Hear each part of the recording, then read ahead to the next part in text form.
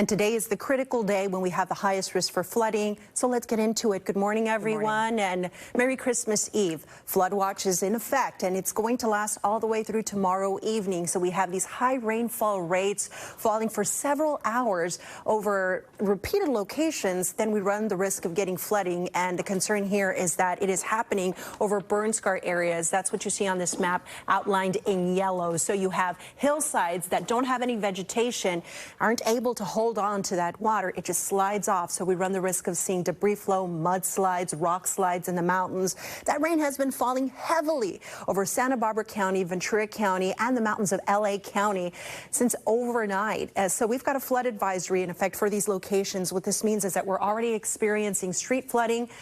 Areas with poor drainage and low-lying areas could already start to see some flooding.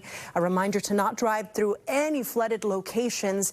This advisory is in place until 4 p.m. for Ventura and LA County. And when we look at our First Alert radar network, you can see why. That is where we have the heavy rain currently falling. We know that because you see this map where we get the yellows. That is moderate to high rainfall rates. And currently we have a flash flood warning in effect over in Santa Barbara County. Now here you see that heavy rain along the 101 with rainfall rates upwards of an inch per hour. Very soggy along the I-5 corridor and the San Fernando Valley. And then we're starting to see that rain pick up over in Orange County and the Inland Empire as well. But it is going to take a little bit for the rain to become heavier in these locations. Now, on top of the rain, we also have the wind.